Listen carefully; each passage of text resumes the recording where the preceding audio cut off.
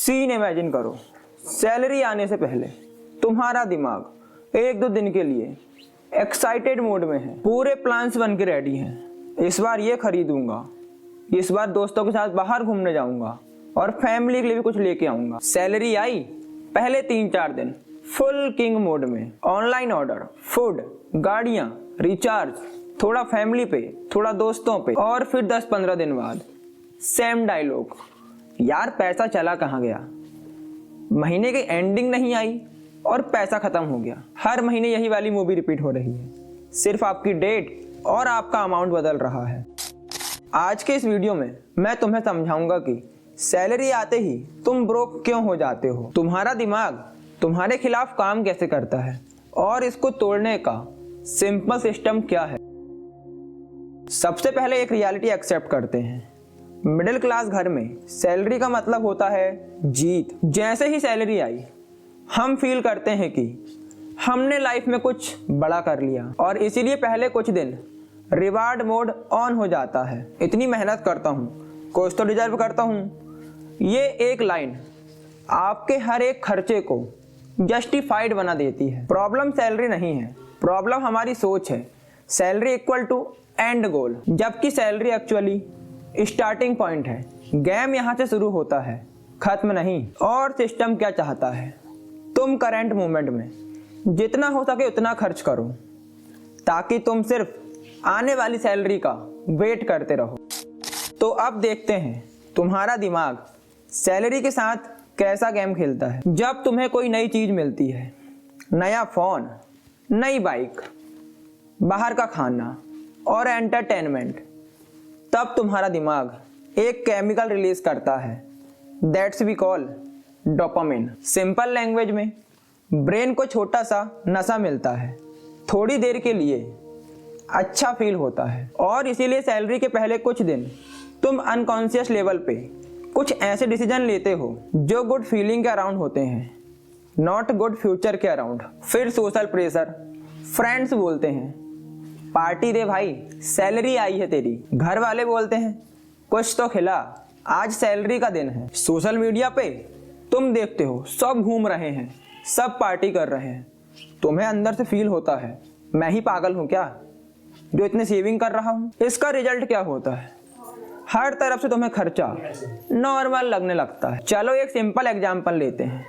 मान लो तुम्हारी सैलरी 20,000 रुपये पर मंथ है। फर्स्ट वीक नया कपड़ा 2,000 रुपये, बाहर खाना प्लस आउटिंग 1,500 रुपये, ऑनलाइन ऑर्डर्स 1,500 रुपये, टोटल कॉस्ट 5,000 सिर्फ फील गुड चीज़ों पर। सेकेंड वीक EMI, रिचार्ज और बिल्स 4,000 से 5,000 रुपये, यहाँ खर्च। थर्ड वीक घर के डेली खर्चे थोड़ा इधर उधर 4,000 से 5,000, यहाँ भी खर्च। फोर्थ वीक तुम एडजस्ट मोड में, ये मत लो इसको बाद में देखते हैं, किसी से उधार ले लेते हैं। हर महीने सेम पैटर्न। तुम सोचते हो सैलरी कम है, हाँ कभी कभी ये भी सही होता है, पर बहुत बार प्रॉब्लम ये है जो थोड़ा पैसा है उसका फ्लो बिल्कुल रैंडम है। तुम्हारा पैसा तुम्हें कंट्रोल नहीं कर रहा, तुम्हारा दिमाग मोमेंट के फीलिंग से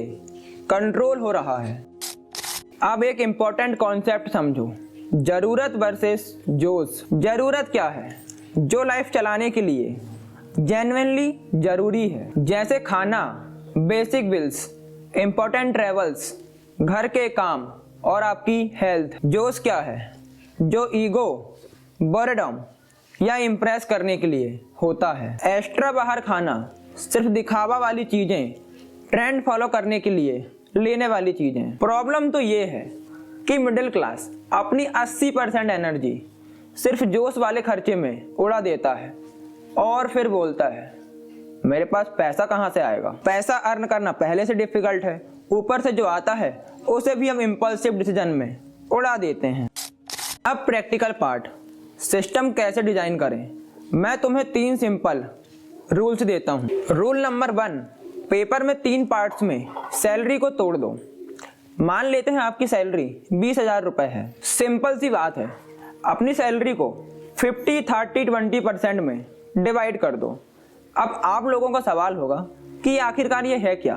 तो आओ तुम्हें समझाता हूँ। मान लो तुम्हारी सैलरी 20,000 रुपये है, तो इसमें से 50% हम इन्वेस्ट करेंगे आपकी नीड्स में, जैसे घर का खाना, light bill, basic recharge, necessary travels और फैमिली की नीड्स। 30% इन्वेस्ट करना है आपको आपकी ग्रोथ पे। स्किल्स जैसे कि course, internet and books, health जैसे कि better food and basic medicines, tools जैसे कि ट्राइपॉड, माइक, फोन रिपेयर, जो चीज़ें फ्यूचर में इनकम बढ़ाएं। इसका मतलब ये नहीं है कि तुम इंजॉय नहीं करोगे, बस ये कि इंजॉयमेंट कंट्रोल होगा, फ्यूचर को खा नहीं जाएगा। Rule number 2, 24 hour delay rule. अगर कोई चीज़ इम्पोर्टेंट नहीं है पर तुम्हें बहुत स्ट्रांग अर्ज आई है कि अभी ही लेना है, तो सीधा उठ के खरीदने मत चले जाना।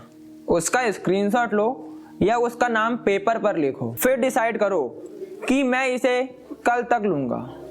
यदि 24 घंटे बाद आपको वो चीज़ उतनी ही इम्पोर्टेंट लगती है, तब जाके आप उसे खरीद सकते हो, क्योंकि 90% इम्पल्सिव खर्चे 24 घंटे में अपने आप ठंडे पड़ जाते हैं। Rule 3, month end postmortem. हर महीने के एंड में सिर्फ 10 मिनट बैठ के ये 2 सवाल लिखो। नंबर 1, इस महीने मेरे 3 सबसे स्मार्ट खर्चे कौन से थे जिससे मुझे स्किल्स, हेल्थ, टूल्स या लॉन्ग टर्म बेनिफिट मिला। नंबर 2, इस महीने मेरे 3 सबसे बेवकूफ़ी वाले खर्चे कौन से थे जो सिर्फ जोश, दिखावा और मूवमेंट के लिए थे। अब अगले महीने इन 6 पॉइंट्स को देखना और डिसाइड करना कि मैं इस बार क्या चीज़ों को रिपीट नहीं करूँगा। देखो, मैं तुम्हें ये नहीं बोल रहा कि तुम एकदम से फाइनेंशियल गुरु बन जाओगे, पर अगर तुम सिर्फ ये 3 चीज़ें शुरू कर दो, सैलरी को 50, 30 और 20 रूल में डिवाइड करना, हर इम्पल्सिव खर्चे पर 24 घंटे का डिले, हर मंथ के एंड में 10 मिनट का मनी रिव्यू, तो धीरे धीरे तुम्हारा दिमाग ब्रोक मोड से निकलकर बिल्डर मोड में आने लगेगा। सैलरी तो सेम हो सकती है, पर तुम्हारा यूज़ करने का तरीका कंप्लीटली चेंज हो जाएगा। अगर तुम्हें लगा कि ये वीडियो तुम्हारी ही स्टोरी का एक वर्जन था कि सैलरी हर महीने आती है, थोड़े दिन का मजा होता है और फिर मंथ के एंड में वही टेंशन होती है, तो ये चैनल तुम्हारे लिए ही बन रहा है। यहाँ हम पैसे का मैथ नहीं, पैसे के पीछे का माइंडसेट समझेंगे। अगर तुम अपनी मनी साइकोलॉजी चेंज करने के लिए रेडी हो तो चैनल को सब्सक्राइब करो। इस वीडियो को ऐसे दोस्त के साथ शेयर करो जो हमेशा मंथ के एंड में ब्रोक मोड में चला जाता है, और कमेंट में लिखो सैलरी का सबसे बेवकूफ़ी वाला खर्चा जो मैं अब तक करता था वो ये था। इसके आगे का रिप्लाई आपको करना है, क्योंकि ये लाइन लिखने से तुम्हारा दिमाग अगली बार सोचने पे मजबूर हो जाएगा, क्योंकि चैनल का काम ही है समझोगे तो बदलोगे।